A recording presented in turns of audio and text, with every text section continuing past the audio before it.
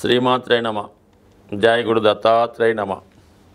ఈ వీడియోలో మనం వృశ్చిక రాశి వారికి బాధక గ్రహం గురించి తెలుసుకునే ప్రయత్నం చేద్దాం. అంటే ప్రతి రాశికి ఒక బాధక గ్రహం ఉంటుంది.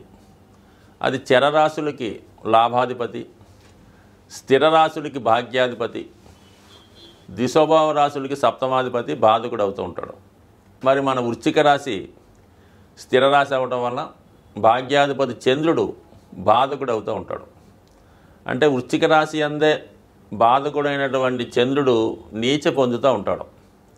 సో దానివలన ఒక విధంగా ప్రతి ఒక్కరికి జీవితంలో కూడా ఎవడో ఒకడు బాధకుడు ఉంటూ ఉంటాడు.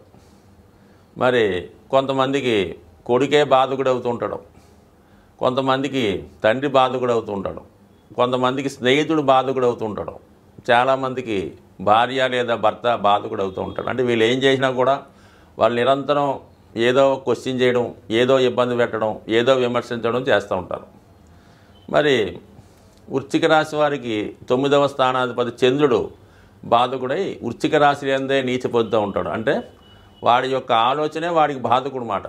సో ఏ పని చేసినా కూడా సరైనటువంటి నిర్ణయం తీసుకోలేకపోవడం, అందరినీ కూడా శత్రువులాగా అదే దృష్టితో చూడడం, అందరూ తన కోసమే అనుకుంటారనుకోవడం, ఎవరు ఏం చేసినా తన కోసమే చేస్తున్నారనో తన కోసమే మాట్లాడతారనో నిరంతరం ఈ మానసిక ఆవేదనతో ఎక్కువ మంది ఈ వృశ్చిక రాశి వారు ఇబ్బంది పడుతూ ఉంటారు. సో దానికి కారణం ఏంటంటే చంద్రుడు బాధకుడు. మరి రాశిలో ఉంటే వృశ్చిక రాశి అవుతుందిగా, చంద్రుడు నీచిపడి ఉంటాడు. అందుకని వృశ్చిక రాశి వారికి వారే బాధకుడు అవుతూ ఉంటారు. అంటే విపరీతమైనటువంటి ఆలోచన, ఎక్కువ కోరికలు ఉంటాయి. చంద్రుడే మనస్కారకుడు కాబట్టి కోరికలకు కారణం అవుతుంటాడు. సో కోరికలు అయితే ఉంటాయి కానీ దానికి తగినటువంటి సామర్థ్యం వీళ్ళకి ఉండదు. అంటే వాళ్ళ స్థాయి మించిన కోరికలు ఉంటాయి. అందుకని ఆ కోరికలు తీర్చుకోలేకపోతుంటారు. నిజంగా అంత స్థాయి ఇచ్చినా కూడా అప్పటిదాకా దాని మీద వ్యామోహం పెంచుకున్న వాళ్ళు మరి దానికోసం ఏదో 1 లక్ష 10 లక్షలు ఖర్చు పెట్టాలంటే ఇప్పుడు ఎందుకు లేని అంత మనీ వేస్ట్ అని దాన్ని వాళ్ళే చంపుకుంటూ ఉంటారు. అంటే ఒక సరైనటువంటి నిర్ణయం లేకపోవడం వల్ల మరి వృశ్చిక రాశి వారికి చంద్రుడు బాధకుడు అవ్వడం జరిగింది. అలాగే మరి ఈ వృశ్చిక రాశి వారికి సప్తమాధిపతిగా ఉన్నటువంటి వాడు శుక్రుడు. అంటే మనకి భార్యాకారకుడు శుక్రుడు, అందరికీ శుక్రుడే కారకుడు. ఎస్పెషల్లీ వృశ్చిక రాశి వారికి భావాధిపతి కారకుడు కూడా శుక్రుడే అవటం వల్ల చాలా వరకు ఈ వృశ్చిక రాశి వారికి వివాహం తర్వాత ఎక్కువగా భార్య మీద వ్యామోహం, ఇష్టం అది కావడం జరుగుతుంటుంది. ఒక విధంగా అదృష్టం కూడా. అంటే శుక్రుడు యాక్టివేట్ అవుతాడు వివాహం తర్వాత. ఎప్పుడైతే సప్తమం యాక్టివేట్ అయిందో జాతకుడికి అప్పటిదాకా సాధారణ జీవితం గడిపిన వాడు చాలా విలాసవంతంగా, సక్సెస్గా, ఆనందంగా, హ్యాపీగా, అంటే మంచి వస్త్రాలు నగలతో హ్యాపీగా ఉండడం జరుగుతూ ఉంటుంది.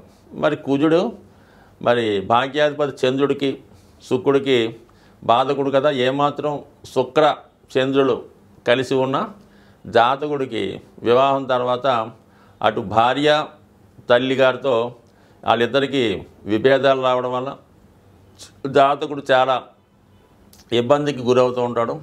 వాళ్ళిద్దరూ ఒకరికొకరు విమర్శించుకోవడమో గొడవ పడడం వల్ల జాతకుడు 2 విషయాల్లో నష్టపోవడం జరుగుతూ ఉంటుంది. ఒకటి, ఉద్యోగ విషయంలో విధి నిర్వహణ కరెక్ట్గా చేయలేకపోతుంటాడు, దానివల్ల ఉద్యోగంలో ఇబ్బందులు వస్తాయి.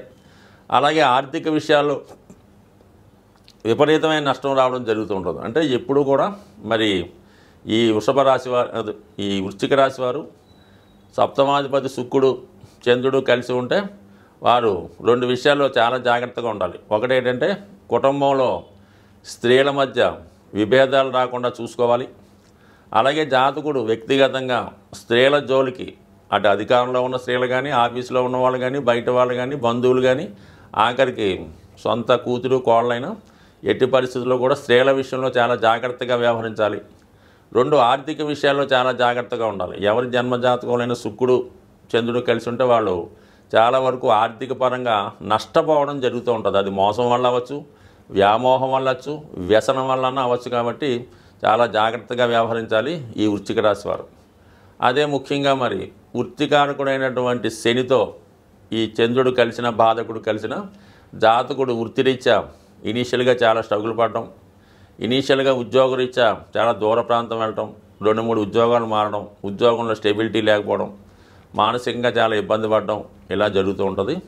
మరి ఈ వీరి యొక్క జన్మ జాతకంలో ఈ బాధకుడైనటువంటి చంద్రుడు శనితో కలిసి ఉండడం వల్ల, అయితే ఒక విధంగా రాష్ట్రాధిపతి కుజుడితో ఈ చంద్రుడు బాధకుడు కలిస్తే ఒక విధంగా ఇది చంద్రమంగళ యోగం అనే యోగం ఏర్పడుతుంది.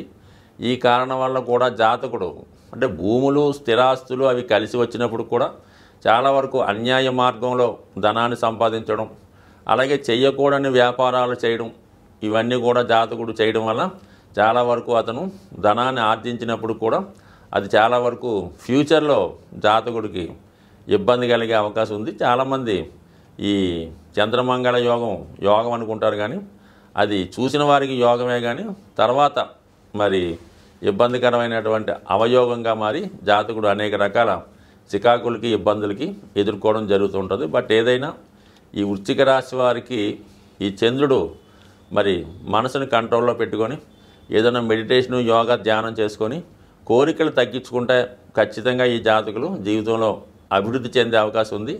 బాధకుడు మంచి జ్ఞానిగా మారే అవకాశం ఉంది. స్వస్తి.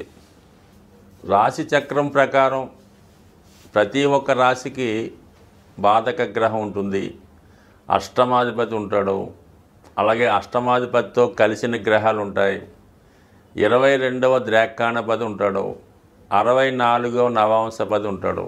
ఈ విధంగా అనేక గ్రహాలు మరి జన్మజాతకంలో ప్రతి రాశి వారికి ఏదో ఒక ఇబ్బంది కలిగించే గ్రహాలు ఈ విధంగా ప్రతిదానికి ఉండడం జరుగుతుంది.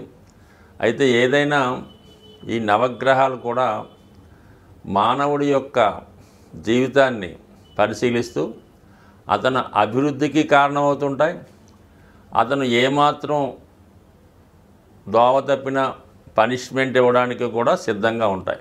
కేవలం శని భగవానుడు ఒక్కడే కష్టాలు కలిగిస్తాడని, గురుగ్రహం మాత్రమే జీవితంలో అదృష్టాన్ని ఇస్తుందన్నమాట కేవలం 100కి 100 పాళ్ళు రాంగు. మరి అన్ని గ్రహాలు సహకరిస్తేనే జీవితంలో ఆ జాతకుడు జీవితంలో పైకి రావడం జరుగుతుంది.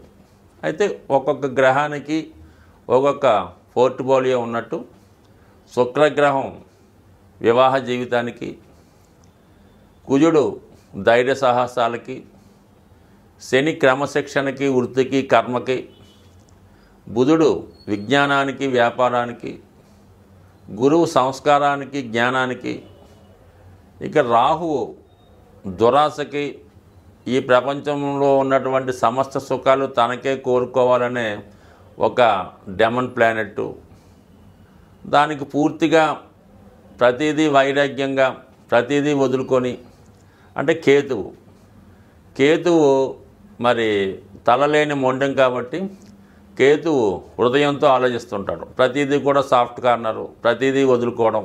ఈ విధంగా ఆధ్యాత్మికవేత్తలకి, సన్యాసులకి, మరి బ్రహ్మచారులకి అటువంటి వాళ్ళకి కేతు కారణం అవుతుంటాడు. ఏదైనా అన్ని గ్రహాలు సహకరిస్తేనే జాతకుడికి ఉత్తమ జాతకంగా పరిగణించబడుతుంది. ఏదో కొన్ని గ్రహాలు సహకరిస్తే 50% అనుకూలిస్తూ ఉంటాడు. కేవలం 1-2 గ్రహాలు అనుకూలిస్తే ఏదో జీవితం అలా సాఫీగా జరుగుతుంటుంది. బట్ ఏదైనా ప్రతి గ్రహాన్ని కూడా మరి గ్రహాలు కూడా దేవతల యొక్క స్వరూపాలు కాబట్టి అవి జప దానాల ద్వారా, పూజల ద్వారా, రత్నధారణ వల్ల ఖచ్చితంగా గ్రహాలు మనకి అనుకూలిస్తాయి. అయితే ఏ గ్రహమైనా కష్టపడకుండా మాత్రం ఎట్టి పరిస్థితుల్లో కూడా ఫలితం ఇవ్వదు. కేవలం మనం ఉంగరం పెట్టేసుకున్నామంటే జీవితం మారదు.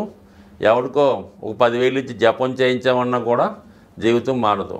మనకి ప్రస్తుతం జీవన విధానంలో జాతకుడికి ఏది అవసరమైతే ఉంటుందో సుమారుగా మనకి వివాహ ప్రయత్నం చేస్తున్నాడు, వివాహం కుదరలేదంటే కుజుడికి జపం చేసేద్దామండి, శనికి దానం ఇచ్చేద్దామంటే మాత్రం ఎట్టి పరిస్థితుల్లో కూడా మీరు ఎన్ని సంవత్సరాలు ఇలా చేసినా కూడా జరిగే అవకాశం ఉంది. అంటే మీరు వివాహానికి ఎంతవరకు యోగ్యత కలిగి ఉన్నారు, మీకు ఎటువంటి భార్య వచ్చే అవకాశం ఉంది అన్న విషయాన్ని బాగా పరిశీలించి మీ ప్రయత్నం మీరు చేస్తూ ఉంటూ కొంతవరకు ఈ పూజా కార్యక్రమాలు స్వయంగా చేసుకుంటే కంపల్సరీగా మీ యొక్క ఆశయం నెరవేరుతుంది తప్ప కేవలం ఈ గ్రహాలు మనం వాటిని ప్రసన్నం చేసుకుంటే అవి శుభగ్రహాలుగా వరాలు ఇస్తాయి.